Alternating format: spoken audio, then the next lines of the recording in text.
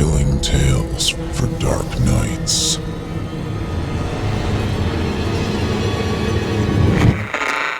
Want to make sure you never miss a Chilling Tales for Dark Nights video again? Be sure to subscribe and hit that bell to turn on notifications.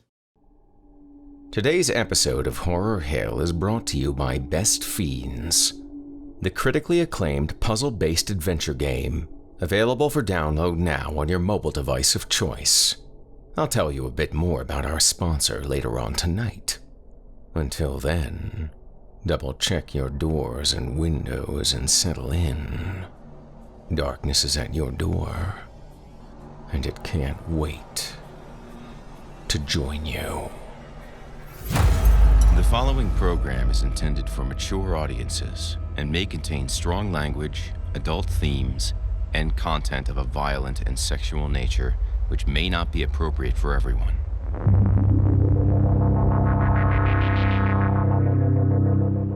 Welcome, listener, to the Horror Hill. If it's the darkness you seek, you won't be disappointed. I'm your host, Jason Hill, and it's time for our appointment. In this place, there is no sun, and nightmares do come true. Here, instead of shadow falling, the shadows follow you. Consider getting comfortable before the air grows colder. Prepare yourself, if you dare.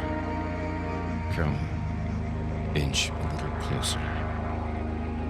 If darkness is what you're after, seek no more, your search is through. You haven't found the darkness, traveler. The darkness has found you.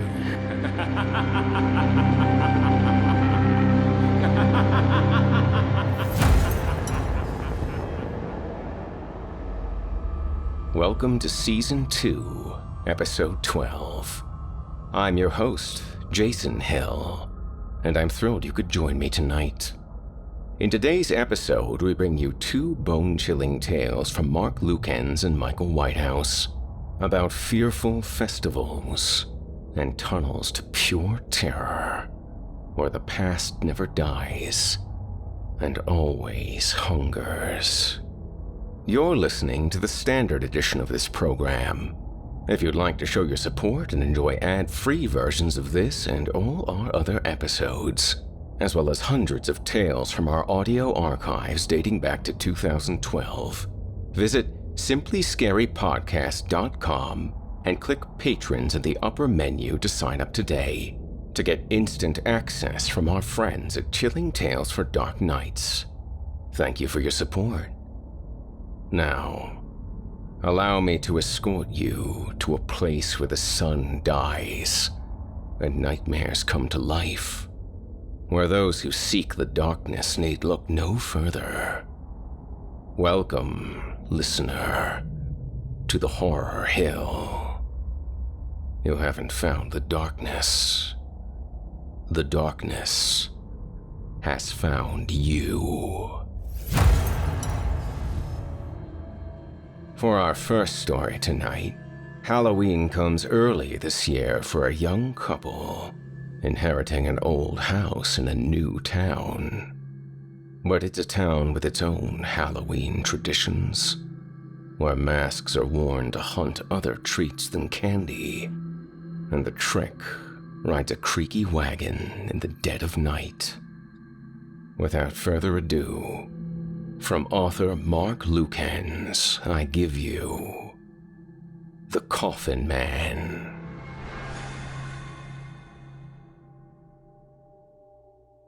"You're saying that there's no trick-or-treating allowed here tonight?" Dennis asked. He stood in the middle of the murky second-floor bedroom. Kara walked over to a set of windows and pulled the curtains back. Dust motes danced in the golden afternoon light all around her. "It's against the law?" Dennis asked. "I didn't say that," Kara answered without turning around to look at him. She stared out the windows that looked down onto the street. "It's hard to explain. It's just something they don't do here." Kara had said the word they like she wasn't one of them, even though she lived in this village as a child. Dennis had agreed to come up here to this tiny town tucked away in a forgotten corner of Maine after Kara told him that her grandmother had passed away. She'd said her grandmother was wealthy and had left her some stuff in a will. But, so far, Dennis wasn't very impressed. He guessed the woman had been wealthy in the context of this little town. Dennis had noticed as soon as they'd entered the town earlier in the day that there were no Halloween decorations anywhere, even though it was Halloween. Well, there were decorations, but strange ones. Pumpkins with no faces carved into them. Stalks of dried corn and bales of hay stacked up near the pumpkins. Little straw men and stick figures crafted from twigs and twine hanging on front doors and windows. They had driven into town on a remote county road that intersected with the other main road, the town square. In the center of the square was a large field, and in the middle of that field, a 15-foot-tall stick figure had been constructed with more stalks of dried corn and bales of hay bunched up at the figure's feet. There was a school/church at the far end of the town square, and a few businesses lined both sides of the square, including a city hall, a post office, and a volunteer fire department. The homes around the square and the ones on the side of the streets looked old, maybe at least 100 years old, but everything looked meticulously taken care of. On the outskirts of the village were some farms, some large, some small, and then there was nothing but woods as far as the eye could see. The village was quaint, even beautiful in its own timeless way. The few people he'd met earlier in the day seemed friendly, but there was something conspiratorial about them. He felt watched, like he was an outsider to be wary of. He didn't know how to describe it, but they all seemed nervous and tense, like they were scared of something. Kara's grandmother's home was only 2 blocks away from the center of town on the corner of the main road and a side street. It was a 3-story Victorian-style home. "What about the kids?" Dennis asked as he watched Kara at the windows of her grandmother's bedroom. "Halloween should be for kids." "We just don't do it here," she practically snapped at him. Dennis didn't say anything for a moment. Kara was tense. She was obviously upset about her grandmother, and he thought he should leave her alone. She had missed her grandmother's funeral a week ago, and now she was here to take care of a few legal matters and pick through some things at her grandmother's house. He thought about walking over to her and touching her, holding her, comforting her in some way, but he didn't.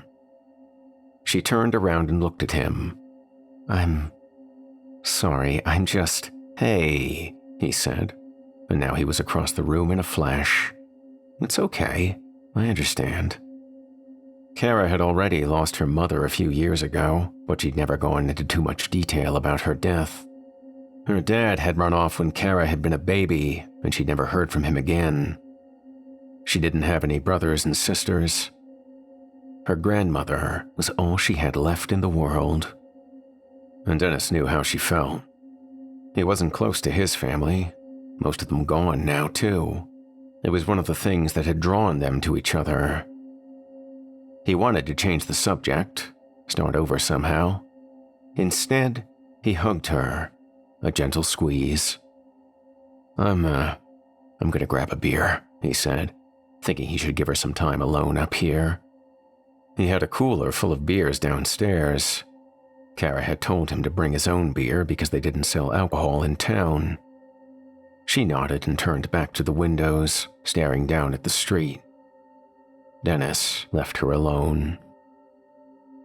They ate a dinner of sandwiches they had brought with them in the cooler, and Dennis was finishing up his 4th beer.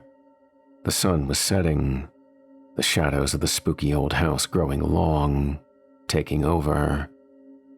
Kara had turned on the kitchen light and lit some candles in the living room, but they struggled to push back the oncoming darkness. Kara got up and walked to a coat closet in the living room across from the front door. She pulled out one of those stick figure things that Dennis had seen hanging on the other people's doors and windows all over town. "That looks like something from the Blair Witch Project," Dennis joked as he watched her. "Grandma would have wanted it on her front door tonight." "What are those stick figures supposed to mean?" he asked. She shrugged as she opened the front door and hung the figure on a hook over the pane of glass. She closed the door and locked it.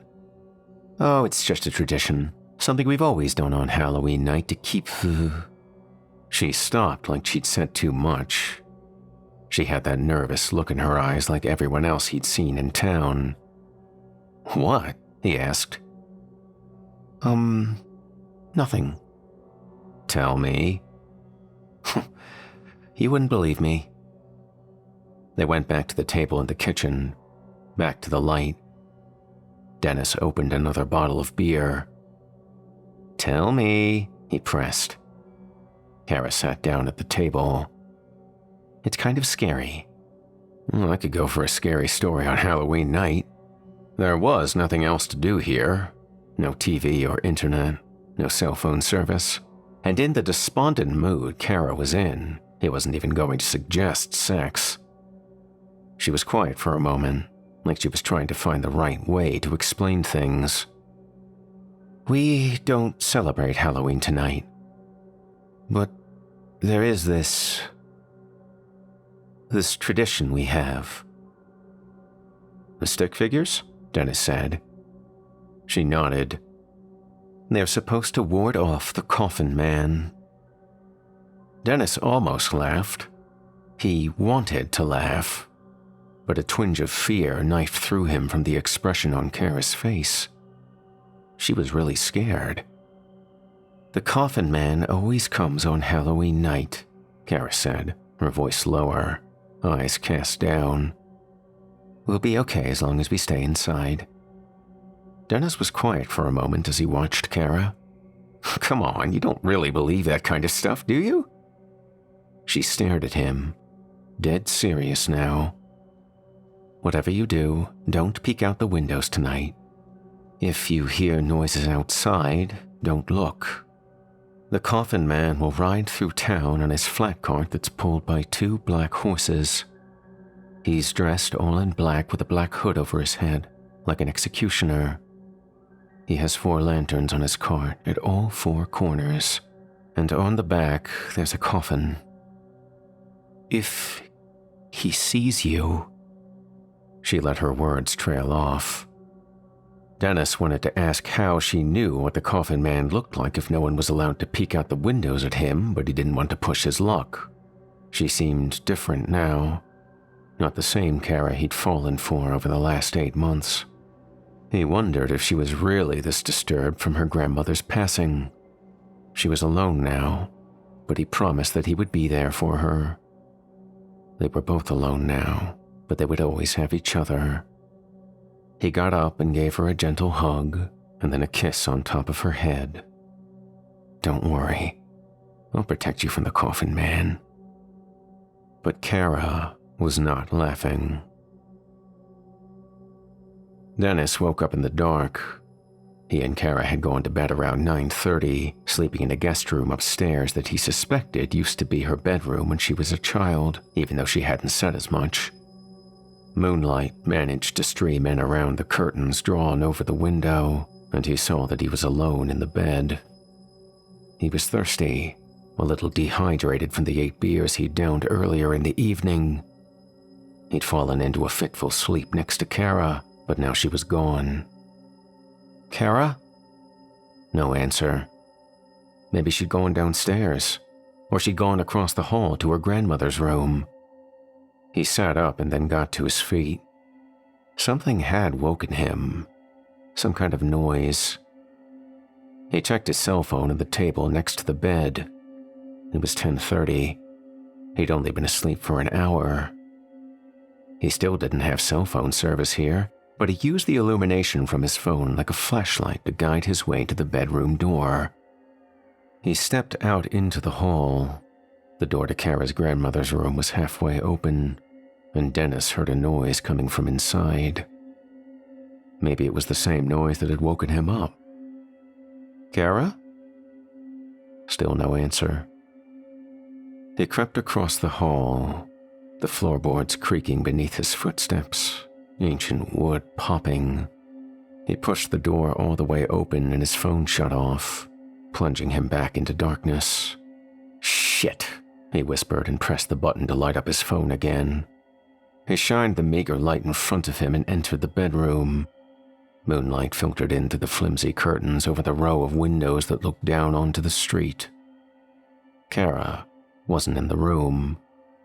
Noises were coming from outside, a steady noise, and it took him a moment to recognize the sound.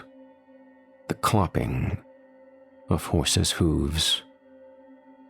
Dennis was drawn toward the windows, almost like he was in a trance. Before he even realized what he was doing, he had one of the curtains pushed aside. He stared down at the street and saw the Coffin Man. The lanterns on the cart illuminated the man dressed all in black. He sat on a buckboard with the reins guiding his horses in his gloved hands. He wore some kind of black mask over his face underneath a tall hat.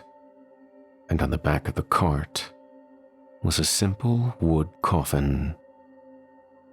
The Coffin Man pulled gently on the reins, halting his horses. He stared up at the window, right at Dennis. Dennis let the curtain fall back in place over the window and backed away quickly. "You let him see you," Kara said from across the room. Dennis jumped, turning around to look at Kara in the doorway. "You scared the hell out of me," he breathed out as he lit up his phone again and walked toward her. And then he stopped. He saw the horror on her face. She was trembling, shaking her head no. She had a look in her eyes like all hope was lost now. "Kara? You weren't supposed to look out the window!" Her eyes were wide and moist like she was about to cry. "I told you not to look out the window!" "That guy out there. This has to be some kind of prank or something." A pounding sounded from downstairs. Someone was banging on the front door. Kara stifled a scream. "He's at the door now. He's going to keep coming for you. He won't stop. He'll never stop." "This is crazy," Dennis told her. "We need to call the police." He dialed 911 on his cell phone, but the call wouldn't go through. He still didn't have any service to his phone. "Does your grandmother have a phone?" he asked, even though he didn't remember seeing one. She shook her head no. The pounding downstairs was louder. It sounded like the man was going to break the door down. "Come on," Dennis said. He used his cell phone to light his way back to the guest bedroom. He found his jeans crumpled up on the seat of an antique chair and pulled them on, and then he slipped his feet into his sneakers. He made sure he had his car keys in his pants pocket. Kara was still fully dressed. They hurried downstairs. The pounding of the door was even louder down here. The large pane of glass in the front door rattled every time the Coffin Man beat on the wood with his fist. "Go away!" Dennis yelled at the man beyond the door. The Coffin Man looked tall. He looked bigger now that Dennis saw him up close. Just a black and bulky shape outside the door. "We've called the police," he lied. The relentless pounding continued in a maddening rhythm. "Leave us alone!" Dennis yelled at the door, backing up deeper into the living room. The Coffin Man smashed his gloved hand through the glass in the front door, knocking the twig man Kara had hung on the door out of the way. He reached inside, groping for the doorknob. What the hell? For a moment, Dennis was too shocked to move, staring in disbelief as the Coffin Man twisted the lock of the doorknob, opening the door. This was no prank. "Come on!" Dennis grabbed Kara's wrist and pulled her into the kitchen. "There's nowhere we can run to," Kara said, pulling back on Dennis. "You shouldn't have looked out the window. I told you not to look!" "Stop it, Kara!" he snapped. He pulled her toward the back door in the kitchen that led outside. They just needed to get around the house to the driveway, to his car. Once they were in his car, they could get away. They got to the door and Dennis heard the Coffin Man stomping through the house, getting closer. He pulled Kara outside, down the steps toward the side of the house. It still seemed like she was resisting, pulling on him as hard as he was pulling on her. When they were 20 feet away from the door, Kara yanked her hand out of Dennis's hand. "What are you doing?" he hissed at her. And then he saw the Coffin Man in the doorway to the kitchen. The Coffin Man just stood there, watching them. "He's right behind you," Dennis told Kara. "We gotta go!" Kara stood in the darkness, the moonlight shining down on her, and Dennis saw the realization dawning on her. "He only wants you," she said. Dennis heard a noise right behind him, the snapping of a twig from a footstep. He turned around and saw the Coffin Man right in front of him, a sickle gripped in the man's gloved hand. The last thing Dennis wondered was how the Coffin Man had gotten behind him so quickly. And then, the butt of the sickle's handle struck him in the side of his head, and the world went black. It was close to midnight when the Coffin Man drove his buggy toward the gigantic stick figure in the middle of the town square, the stick figure already ablaze, burning brightly in the night. The townspeople had gathered, all of the men dressed in black with hoods and hats. They were all the Coffin Man. Kara, now dressed in white along with all of the other women in town, watched as the Coffin Men unloaded the coffin from the buggy and laid it down on the bed of straw in front of the gigantic burning stick figure. She knew that the coffin had already been drenched in resin that would allow it to burn easily. She could hear Dennis thrashing around inside the sturdy pine box, bashing himself against the walls, beating at the top of it, screaming. But there was no escape for him. Kara's grandmother approached her. She touched Kara gently, and then they watched together as some of the Coffin Men grabbed at the ropes attached to the giant stick figure and pulled it down on top of the coffin as the midnight bell rang from the church steeple. The coffin caught fire immediately. This sacrifice would help the town through the winter, appease the ancient gods in the spring, and make the ground fertile, allow for a bountiful harvest in the fall. "Is this the last one for me?" Kara asked her grandmother. "No, my child. Bring us another sacrifice. Next Halloween."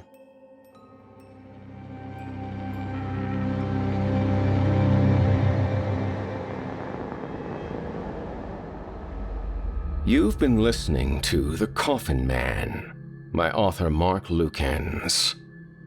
It would seem, dear listeners, that even if you decide not to go out for Halloween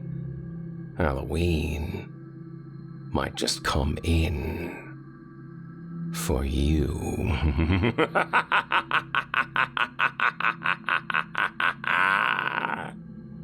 If you enjoyed The Coffin Man, be sure to check out Mark's latest audiobook, Sleep Disorders, the heart-pounding story of a man searching for his missing wife and finding a terrible truth that will push him into the center of a conspiracy that turns dreams into nightmares and reality into madness. Narrated by yours truly. Check out the link in the show notes to pick up Sleep Disorders on audible.com today. We've got another tale to terrify coming up shortly. Before I proceed, however, I'd like to tell you a bit more about tonight's first sponsor, Best Fiends. The unique and exciting puzzle experience unlike other puzzle games out there. Best Fiends, a 5-star rated puzzle gaming challenge for adults puts you, the player, at the forefront of a ragtag team of plucky insects, and a few assorted other species, engaged in an all-out puzzle brawl with an ever-encroaching army of disgusting slugs. With intuitive controls, simplified tutorial, a finely tuned precision difficulty curve, adaptive reward system, and a gratifying array of unlockable, upgradable, and super cute characters for your team, this singularly unique puzzle gaming experience will provide you with endless enjoyment that you can share with other players on social media. And you can take it with you. Enjoy Best Fiends anywhere at home, school, work, or, well, just about anywhere. Because no internet connection is required, I was able to play Best Fiends at the top of a 14er I recently summited. Pretty awesome, right? Yeah. Honestly, I could just spend hours upgrading and evolving my insect crew, mixing, matching, and arranging all my available weapons to pummel those slugs into the primordial ooze from whence they came. So what are you waiting for? Engage your brain with fun puzzles and collect tons of cute characters. Trust me, with over 100 million downloads, this 5-star rated mobile puzzle game is a must-play. Download Best Fiends free on the Apple App Store or Google Play. That's Friends without the R. Best Fiends. And always let them know that you heard about it here first. We really appreciate it.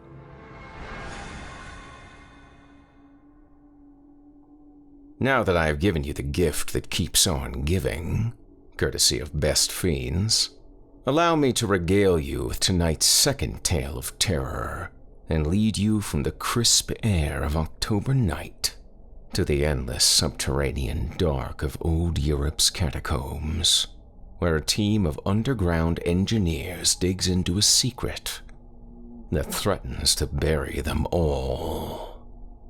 From author Michael Whitehouse, I give you Tunnel 72F.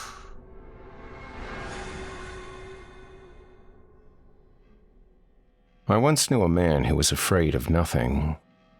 No monstrosity man-made or fictitious could subdue his spirits, and the mere mention of the word supernatural would elicit a most cynical laugh.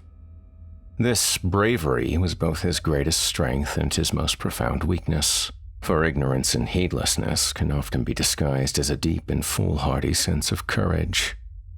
He was to learn the limits of his bravery under the earth, down in those oppressive tunnels deep below the streets of Amsterdam. His name was Henke, due mainly to his Finnish ancestry on his father's side. And although his parents had passed away at an early age, he believed with conviction that his courage came from them. It was a matter of pride, a connection to the family he had lost, and it was this, above all else, which drove him into places and situations where others feared to tread. I had met him 4 years earlier, while traveling with some friends on a common rite of passage, backpacking through Europe during a university break. He and a few of his friends were on a similar adventure and happened to be staying at the same youth hostel in Rome. Both groups got along well, but it was with Henke that I struck up an immediate rapport. He was a keen musician. Like him, I was, at the time, still filled with self-promise. Or should I say delusion of stardom through my own musical pursuits. Our friendship grew over the subsequent years mostly via email, swapping musical discoveries, talking about politics, and generally getting to know each other as best two people can through simple correspondence. Traveling was also a must for both of us due to work commitments. On the odd occasion, we would find ourselves in the same country and enjoyed meeting up for a few laughs. And of course, he always knew which local pub served the tastiest beer, as well as which restaurants to best avoid. It was 11 months ago that I visited Henke in Amsterdam. The Dutch city seemed to be a good fit for him, as he always liked to live in the liveliest of places. The countless meandering canals, bridges, and walkways, swamped by the footsteps of a million tourists each year, appealed to his love of vibrancy and history.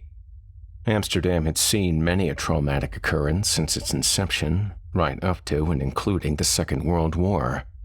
Henke found himself in the city as he had been recently hired to carry out important maintenance work on the Rijksmuseum, one of Amsterdam's most impressive buildings. When I met him in a small darkened corner of a local pub, well away from the burgeoning tourist trade, I was shocked by his appearance. Here was a friend I knew as being larger than life and exuding bravado, and yet what I saw was a shell of a man, slight in stature, racked with self-doubt. His sunken, anxious gaze worried me, and so I did my best to provide a kind ear to ease his burden. Among the murmurs of fellow drinkers nearby from that darkened corner of the pub, he began to tell me of the events which had led to his precarious condition. What he told me then, I will tell you now. Henke had been working as a civil engineer for some time and relished the challenge of renovating the Rijksmuseum, a building with a long and compelling history. The museum housed Amsterdam's finest collection of historical relics, and being given access to some of its more hidden places, which were inaccessible to the general public, piqued his fascination for the obscure and unique. He had been hired to lead a maintenance crew assigned to assess and repair the building's foundations. This oldest part of the structure dated back centuries and had a most bizarre and, it must be said, quite horrific history. The Rijksmuseum itself had been constructed in 1885, but it had been built on top of an earlier structure which possessed a much older and unusual past. I knew immediately that this would appeal to Henke, as he often spoke of the fond memories he had as a child, exploring vacant buildings, passageways, and caves near where he grew up. As a child, he loved nothing more than to lead his friends into places they would otherwise have avoided. The dark held no fear for him, nothing but the promise of hidden secrets and the opportunity to show his bravery to those around him. In the bowels of the museum, under its marble floors and deep red brickwork, lay a labyrinth of abandoned tunnels which at one time served as part of the old city's sewer network.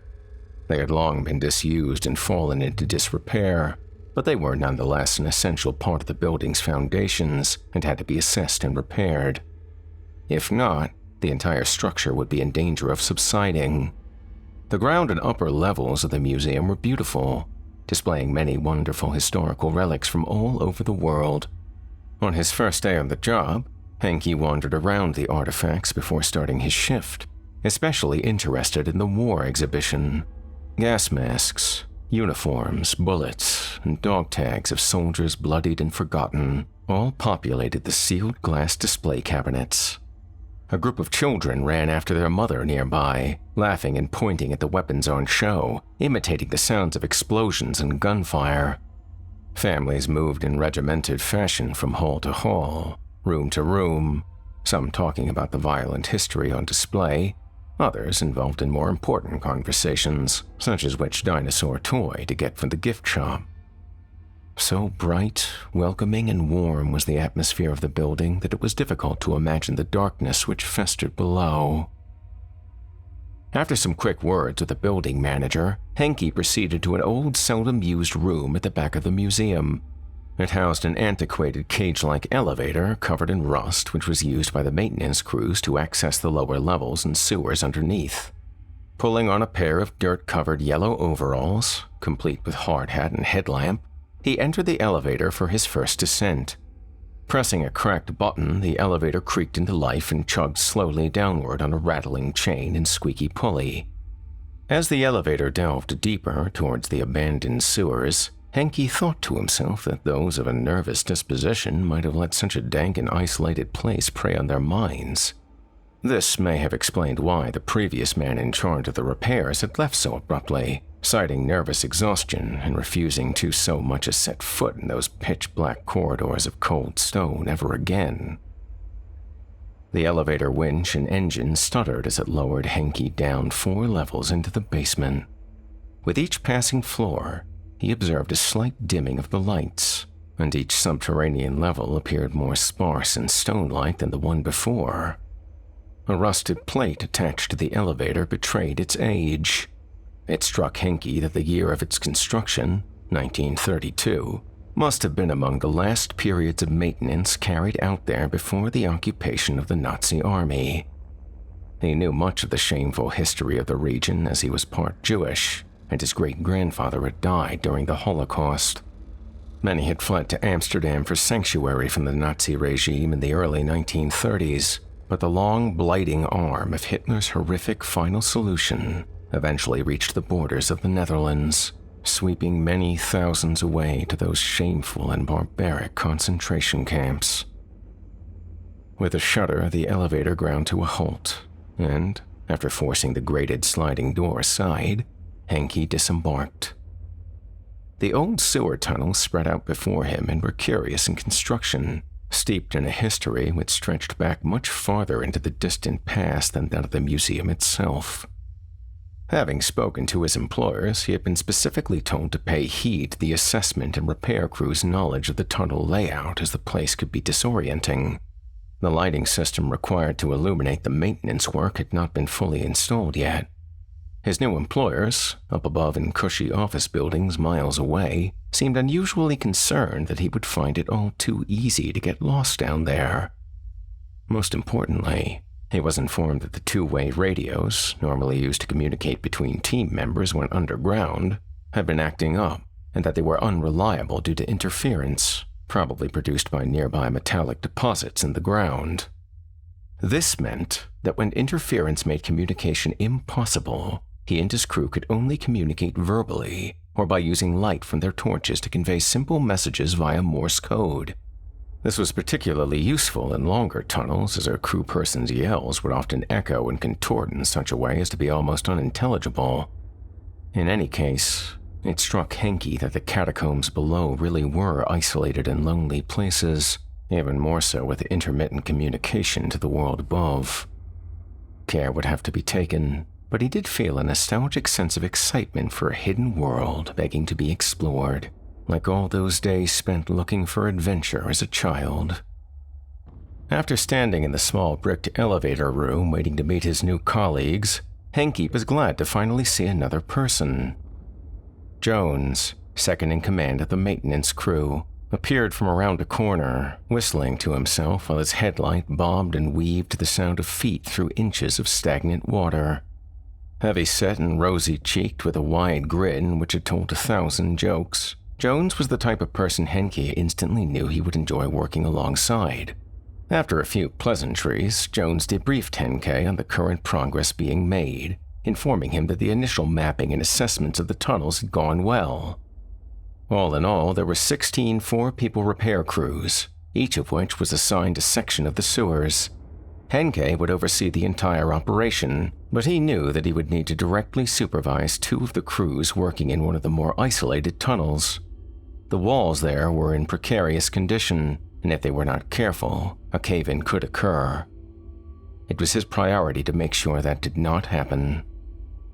After walking for 15 minutes, both men arrived at the section of tunnels which would be Henke's focus for the next few months. The sound of occasional drilling could be heard in the distance as the workers continued to install the still non-operational lighting system. As the 4-person crew assigned to that vicinity would be working further away from the other crews, it had been decided that they would have their lighting installed last. Henke did not like this due to some of the crumbling brickwork which was already visible to him. The idea of a crew drilling only by the light of their headlamps when the work required a delicate hand made Henke cautious. He was brave, but not reckless with the lives of his colleagues. He made a mental note to prioritize the lighting installation in that section to lower the risks to his team. Each passageway seemed oddly shaped, with no 2 tunnels being quite alike. That entire section of the sewer was so antiquated that it had been built long before the careful planning of such constructions had become commonplace.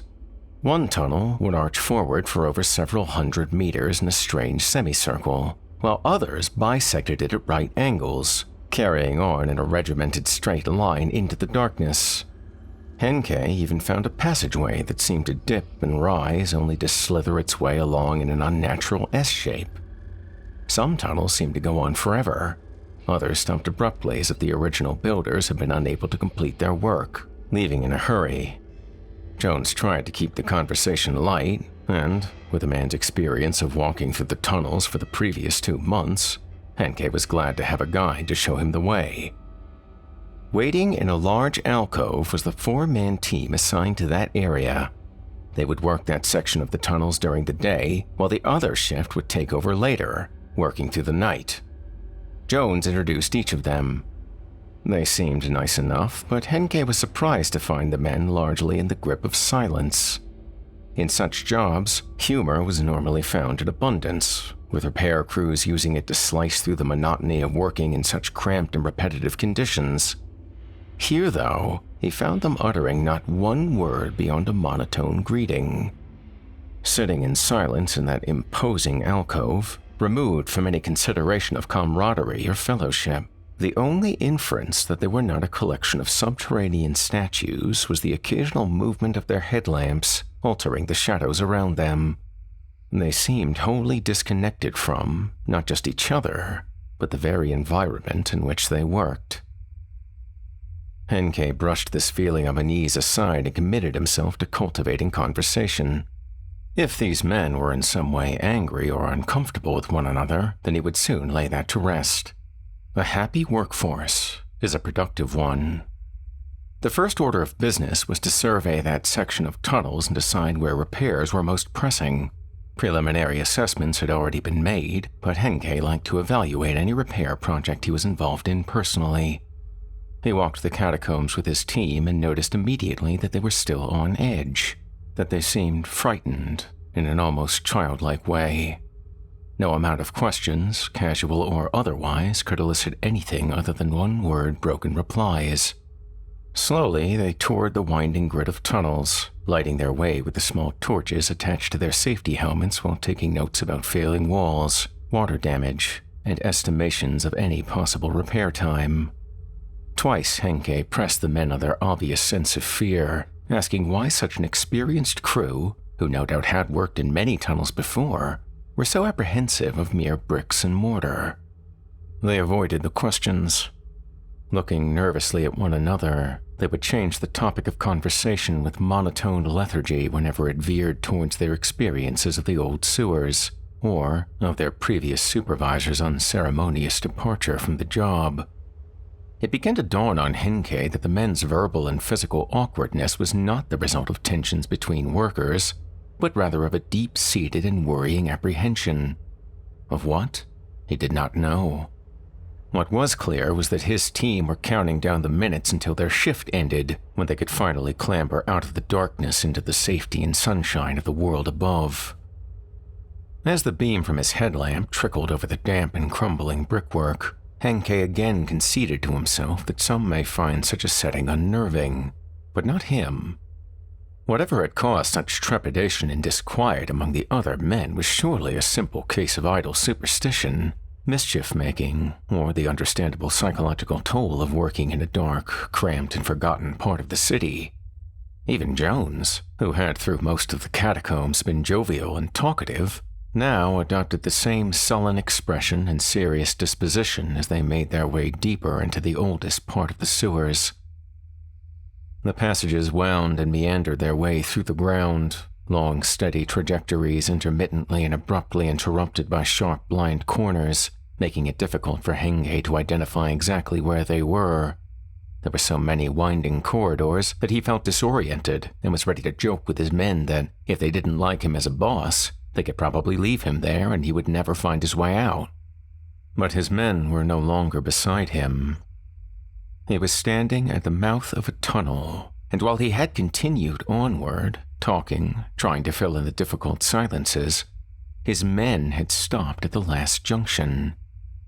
They stood motionless, some 20 feet behind, staring at Henke with blank expressions, occasionally betrayed by the slightest flicker of a very real and gripping emotion beneath.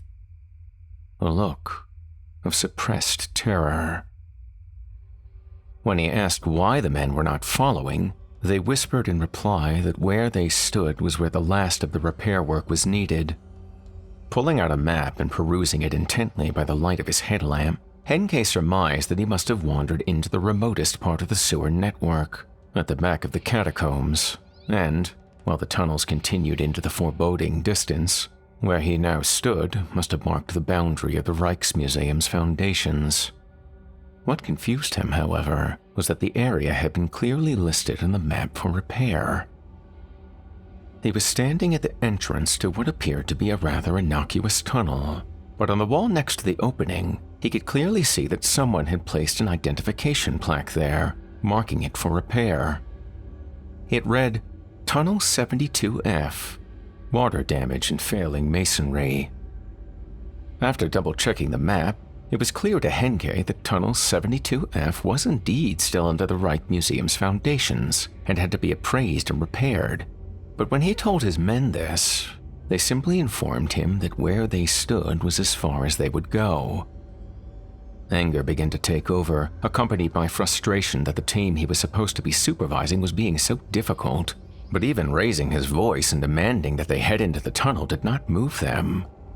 Just as things became increasingly heated and Henke yelled at the men to do as he said, Jones interjected.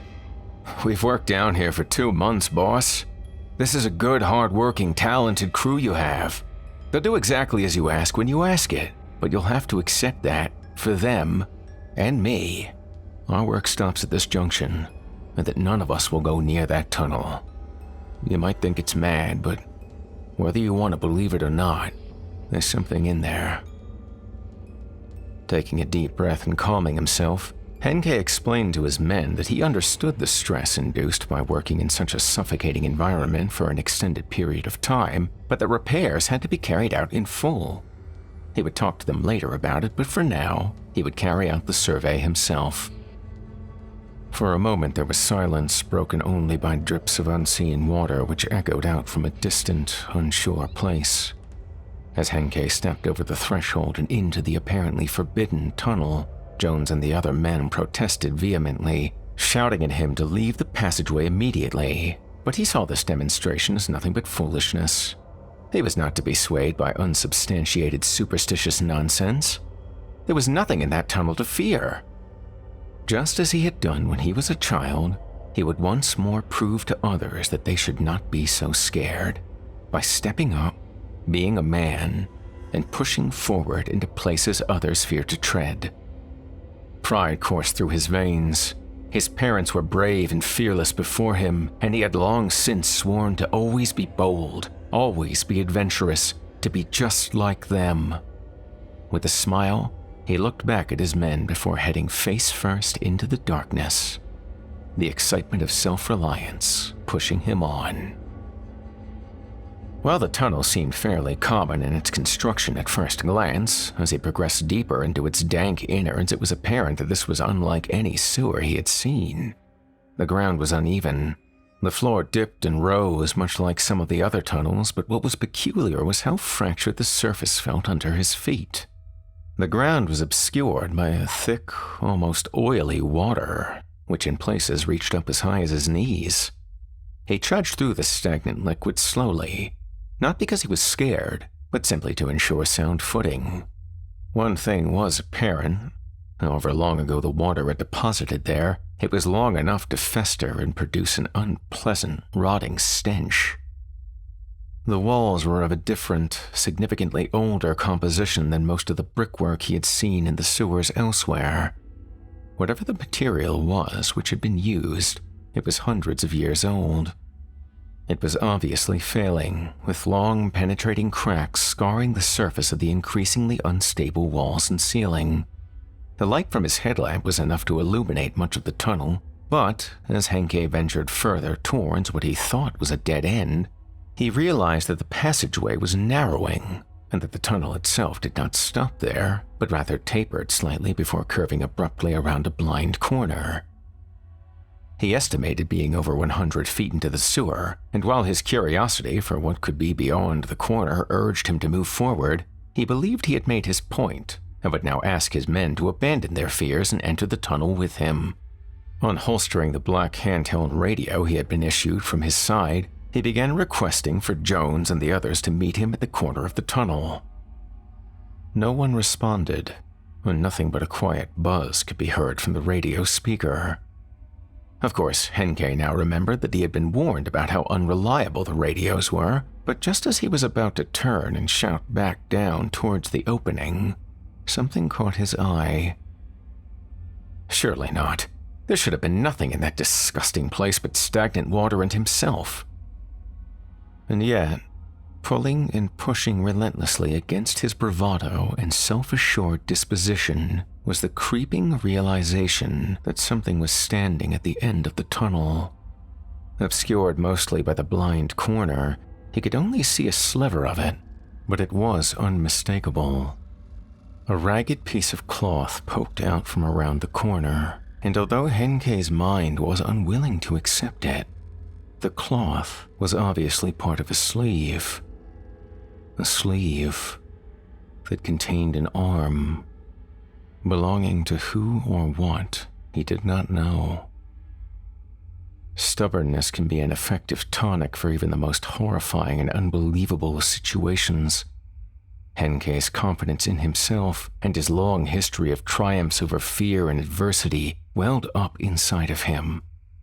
Filling his chest with confidence, and with a strong, assured stride, he gulped down a breath of the damp air and marched purposefully towards whatever was around that corner. The slush and slosh of the black water echoed throughout the tunnel as he made his way to the blind turn, almost hesitating as he reached it, an unease that was alien to him. Apprehension now turned to sadness and empathy for standing there in that cruel, dark passageway, shivering and disheveled, was a girl who could not have seen more than 13 years. Her face and hands were blackened with grime and dirt, hiding her pale and malnourished frame. A ripped shirt was all that she wore, hanging from her loosely with much of her body exposed to the cold of that damp, isolated place. Gazing at him between strands of dirty blonde matted hair, Henkei was struck by how beautiful the young girl was, and how afraid she must have been, how frightened and helpless. At first he believed that she must have somehow entered the sewers and lost her way, but no matter how softly he spoke, she would not answer, appearing afraid and nervous. He tried his radio again, but was greeted with the same meaningless static. Regardless, he had to get her out of that tunnel, back through the sewers and into the Rijksmuseum, and seen by a doctor. He didn't want to shout to his men in case the noise startled her and added to the girl's disquiet. The last thing he wanted to do was chase her through the catacombs, so he decided to lead her out of the passage himself. As he approached, he spoke gently to her in Dutch, explaining that he would take her up above to safety. Stepping forward with his hand outstretched, the girl seemed to quiver in fear. She appeared terrified of him.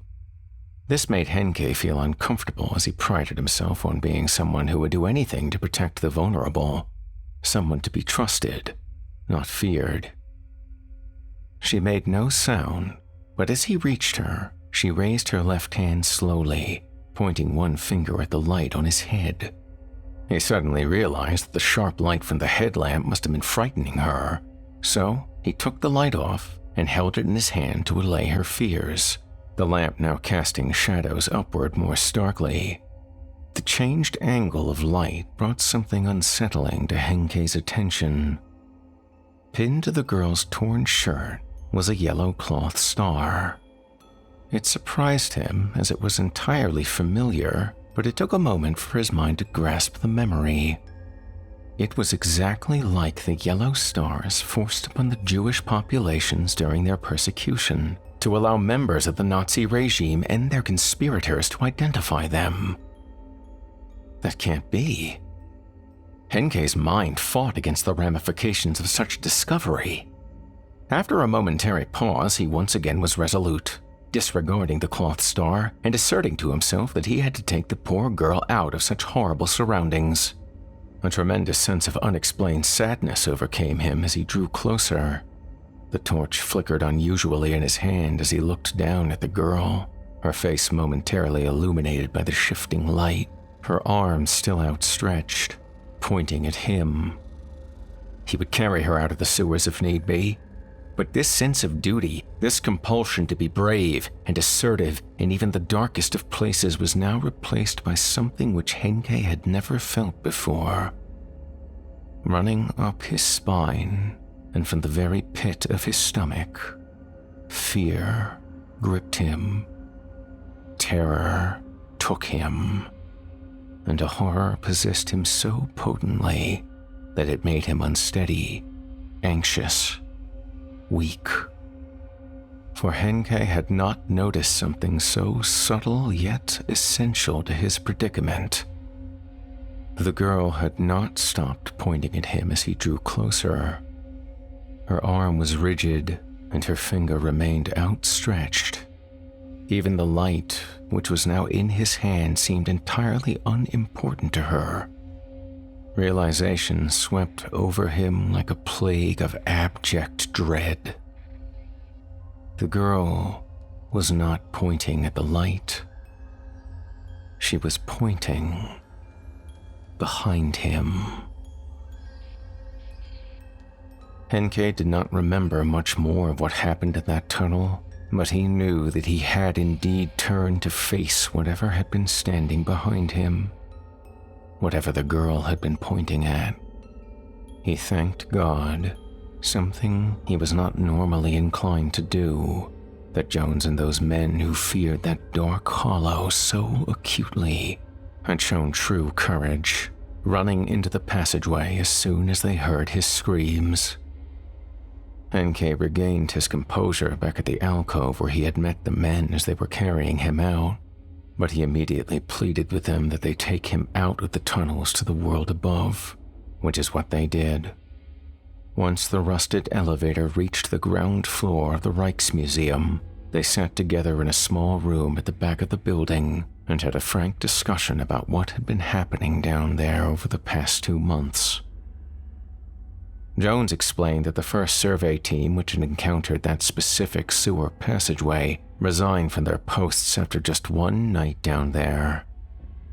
A week later, one of their co-workers who decided to stay on committed suicide after complaining repeatedly to everyone that he could hear whispers coming from somewhere as he worked nearby. Not long after that, Jones's previous supervisor, the man Henkei had replaced, saw someone, an unidentified figure, standing at the mouth of Tunnel 72F, and had followed it inside. One of the cleanup crews found him shortly after, crawling out of the sewer on his hands and knees, crying hysterically like a child. He had been hospitalized and heavily medicated ever since, but no one knew exactly what he had seen down there. He would not speak of it, but the men who recovered him claimed he was repeating only one word when he was found. Just one word, over and over again frantically. Nazi. Nazi. Nazi. Henkei was a nervous wreck after his experience and ordered that no one under any circumstances be allowed to go into Tunnel 72F. He continued to work down in the other sewer passageways, day after day in the dark, but he was consumed by the notion that he had seen something so frightening, so terrifying, that he had forced himself to forget the ordeal. Over the next few weeks he lost weight and had trouble sleeping, often waking up in a disturbed state, drenched in a cold sweat, unable to recall what he had been dreaming about. The very idea that he, above all people, brave Henkei, could be reduced to such fragility that he could be affected so deeply by something he could not even remember in its entirety, preyed upon his pride and his sense of self-worth. His bravery had always defined him, and now it was gone. In an effort to combat the feelings of helplessness and self-loathing, he attempted to find out all he could about the tunnels under the Rijksmuseum. Knowledge, as they say, is power, and my friend felt that if he knew more about the place and the dark, that he would somehow be less afraid of it. He read about the history of the museum on the nights he could not sleep, and while he found very little of it helpful, one local legend struck a chord within him. It was rumored that during the Second World War, a number of Jewish families took refuge in the tunnels below the Rijksmuseum. When 2 SS officers were tipped off as to their whereabouts, they entered the tunnels with some local volunteers hoping to arrest the people down there, and then most probably send them off to a concentration camp. The rumors were that the families managed to ambush the SS officers and their Nazi sympathizers, killing them and dumping their bodies somewhere in the sewers. This was the story Henke related to me when I met him in Amsterdam. It was sad to see him so shaken and vulnerable, a strong, powerful individual who had never shown so much as a hint of fear for, or of, anything in his life. A friend who I respected greatly, one with such indelible character, to be reduced to a diminished man living on his nerves. He thanked me for listening to his burdens, and I regrettably had to leave shortly afterward to catch a flight back to Glasgow. Unfortunately, the story does not end there. Some men are haunted both by what they have seen and by what they cannot understand. Ego can be a terrible burden for anyone. Once it is fractured or damaged, the lasting effects can be devastating. Henke could not let go of his pride, nor his desire to feel strong again. Whole. He had never been afraid of anything before, and no matter what was in that tunnel, no matter how much anyone attempted to dissuade him, he was determined to confront it and reclaim his self-belief. 3 days later, Henke's body was found at the mouth of Tunnel 72F, stuffed into an old duffel bag. It was a heart attack which had killed him, but whoever broke, twisted, and shoved his body into that morbid sack after he died was never caught.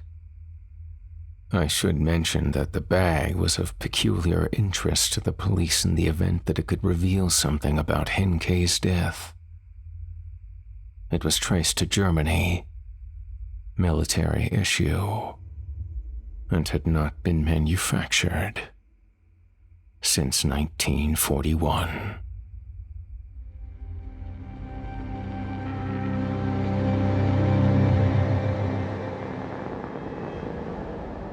You've been listening to Tunnel 72F by Michael Whitehouse. It seems that those who go digging through the past risk finding their own graves. You won't catch me dead in a place like that.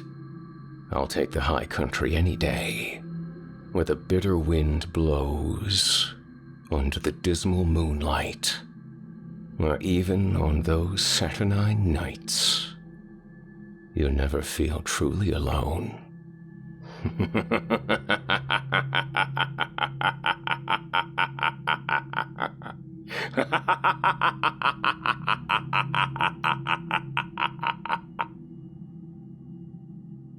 I'd like to personally thank you for joining me for this episode of Horror Hill. Don't forget to tune in again next week, when I yet again regale you with a handful of tales to terrify, plumbed from the most depraved depths of the human imagination. Tonight's episode featured tales from the very talented Mark Lukens and Michael Whitehouse. The Coffin Man was written by and presented to you courtesy of Mark Lukens. Mark has been writing since the 2nd grade, when his teacher called his parents in for a conference because the ghost story he'd written had her a little concerned. Since then, he's had several stories published and 4 screenplays optioned by producers in Hollywood. He's the author of many best-selling books, including the Ancient Enemy series, Sightings, The Exorcist's Apprentice, Devil's Island, Sleep Disorders, and the Dark Days series. He's a proud member of the Horror Writers Association. He grew up in Daytona Beach, Florida, but after many travels and adventures, he settled down near Tampa, Florida, with his wonderful wife and son, and a stray cat they adopted. He loves to hear from readers. You can find him at his official blog, www.marklukensbooks.wordpress.com. The name again is Mark, M-A-R-K, Lukens, L-U-K-E-N-S. You can also find more of his work and stay in touch at Amazon and on Twitter and Facebook. Tunnel 72F was written by and presented courtesy of Michael Whitehouse. Michael is a writer from Glasgow, Scotland. He dabbles in ghost stories, weird fiction, and dark fantasy. His stories have appeared in several published anthologies, and he has also written horror-themed plays that have toured across North America and Europe. Michael also works on a number of audio and film-related projects, including Talking Till Dawn, where he investigates true horror topics, the Ghastly Tales podcast, where he narrates and records music for his own stories, and the Ghastly Tales YouTube channel, where he produces short horror films and other videos with his Ghastly Tales team. Learn more about Michael and connect with him at michael-whitehouse.com or follow him on Facebook, Twitter, or Instagram anytime. If you enjoyed what you've heard on today's program, please take a moment to stop by our iTunes page or wherever else you listen to your favorite podcasts and leave us a 5-star review and a kind word. It makes a huge difference and would mean a lot to me. If you'd like to hear a premium, ad-free edition of tonight's and all our other episodes, visit simplyscarypodcast.com today and click the Patrons link in the menu at the top of the screen. You'll find yourself at chillingtalesfordarknights.com, where you can become a patron for as little as $5 per month and get access to our entire audio archive dating back to 2012, including past episodes of this program, all of our other shows, and hundreds of standalone releases, all of them ad-free and available to download or stream. If you happen to use Facebook, Twitter, Instagram, or YouTube, you can follow and subscribe to Chilling Tales for Dark Nights there, where you'll get all of our latest updates and new releases and have the chance to interact with us each and every week. You'll find me personally on Facebook, Twitter, and Instagram as well. Finally, thanks again to today's sponsor, Best Fiends, for their support of this show. And don't forget to download Best Fiends free on the Apple App Store or Google Play. That's Friends without the R. Best Fiends. Until next week, listener, when we meet up once again atop the horror hill for yet another dance with the darkness, I bid you good night.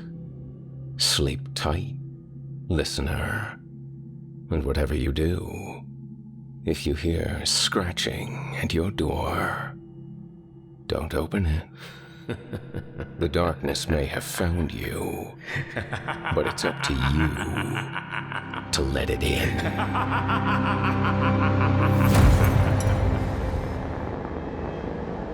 Thanks for listening. You've been listening to the Horror Hill Podcast, a production of Chilling Entertainment and the creative team at Chilling Tales for Dark Nights, and a proud member of the Simply Scary Podcast Network. Visit simplyscarypodcast.com today to learn more about our network and our other amazing storytelling programs. Tonight's program was hosted, and its featured stories performed by yours truly, Jason Hill. Selected stories have been adapted with the kind permission of their respective authors. Original music provided by Felipe Ojeda, Luke Hodgkinson, and Jesse Cornett. Final mixing and mastering by executive producer and director Craig Groshak. The program's artwork by yours truly, Jason Hill. Logo by Craig Groshak. Got a terrifying tale of your own that you like performed? I take submissions. email it to us today at submissions@simplyscarypodcast.com to have your work considered for production in a future episode of this show. That's submissions@simplyscarypodcast.com. If you enjoyed what you heard on tonight's program and are joining us on your favorite podcast app, subscribe to us to be sure you never miss an episode, and leave us a 5-star review and a comment. Your feedback means a lot to me. You can also follow Chilling Tales for Dark Nights and yours truly on social media to connect anytime and get the latest updates on this and our other programs. If you're listening on the Chilling Tales for Dark Nights YouTube channel, do us a favor and hit the subscribe button and the bell notification icon for Chilling Tales for Dark Nights as well to get more spooky tales from me and the crew, and another episode of this program each and every week. And don't forget to hit the thumbs up button to tell us how we're doing and leave a kind word. And don't forget to visit us at chillingtalesfordarknights.com and consider supporting the team by becoming a patron. In addition to helping us out, you'll get exclusive access to our audio archive and ad-free downloads of all your favorite stories, including those you've heard on this program. As for me, I'll be back next week with more terrifying tales to keep you up all night. If darkness is what you're after, listener, your search is over. Yet, let it be known, you haven't found the darkness. The darkness has found you.